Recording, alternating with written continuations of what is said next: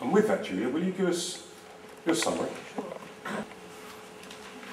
So I think we started off by saying that the old model of managing water is broken, and I think that's a refrain that we hear in events around the world, almost on whatever topic it is, whether it's climate change or water supply and sanitation. I think we can kind of agree that we have to stop treating water the way we do, taking a clean water, delivering it, putting it away as waste, delivering it in the wrong way to the wrong people at the wrong time. So I think the old model that's broken is important, and it needs to go all the way back through to schools, or the engineering schools. It needs to go all the way through the system.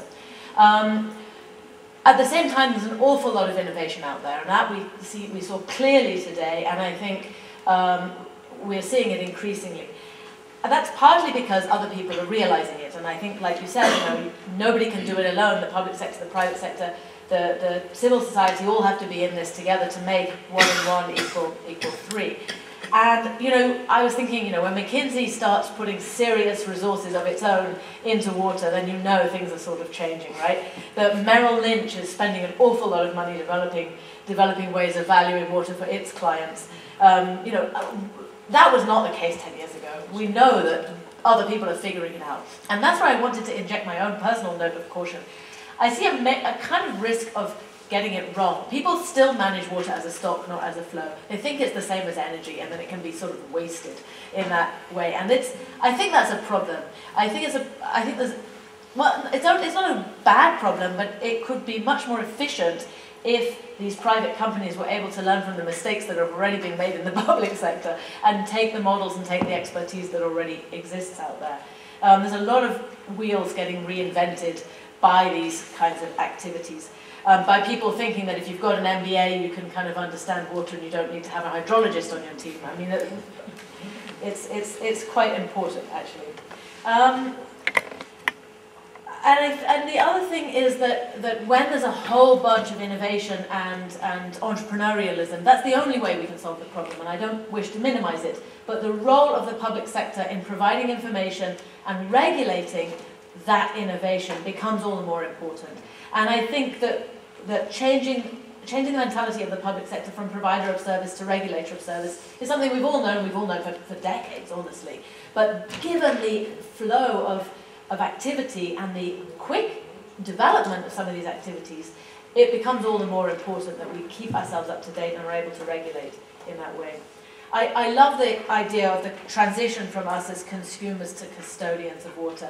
I think that has very far-reaching implications across the whole thing.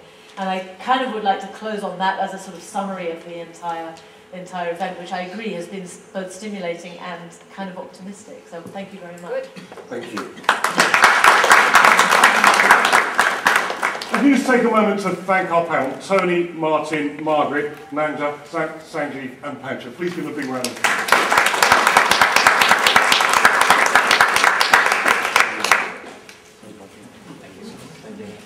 Very good.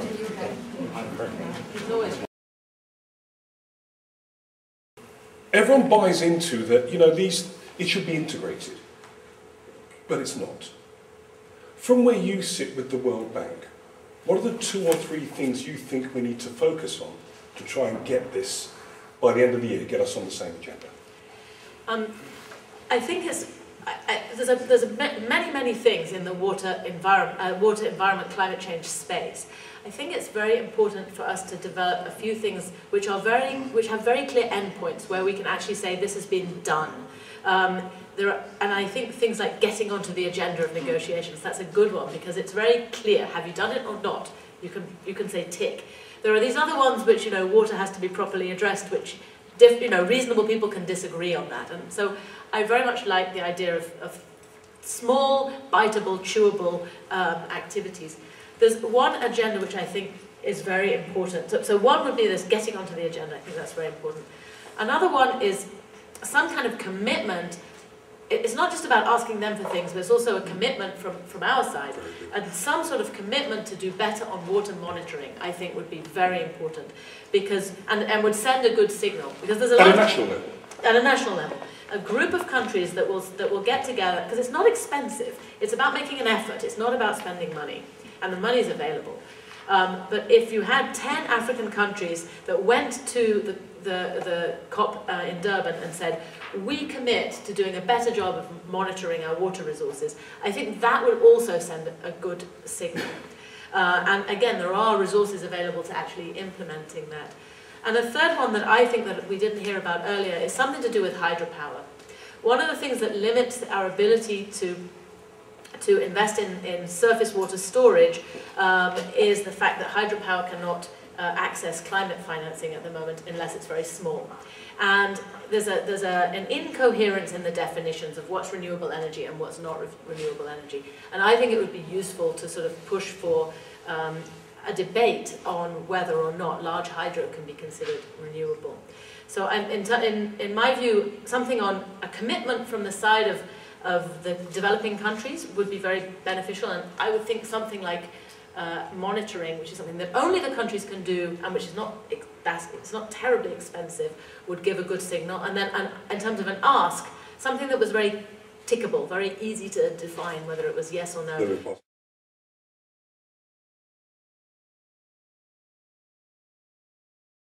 I think pragmatic efforts are a really good idea, and I think agreeing. And the question is, even if this panel here agrees on something, is that a legitimate agreement? I'm not sure. But sort of feeding it into the process going forward might be valuable. I think two things. One is defining one thing to ask for and one thing to commit to would be very valuable. On the asking for, I think, there are 4 things that were suggested by Anders. I would add the definition of hydro as renewable energy as a 5th one myself, and just agreeing if that was the list to go for, we could feed that into all the different alliances and lobbies that are out there trying to move this process forward. The second thing would be, what do we commit to? I suggested something on monitoring because it's a big gap, B, it's not very expensive, and C, it's relatively unpolitical compared to the other things that we have to do. And I think if we had 6 countries in Africa that were willing to say, we commit to doing a better job on water monitoring, and then a bunch of donors that were willing to help them take that forward, we might have quite a powerful statement to make and reinforce the ask. So that would be my recommendation. Thank you. Beautiful.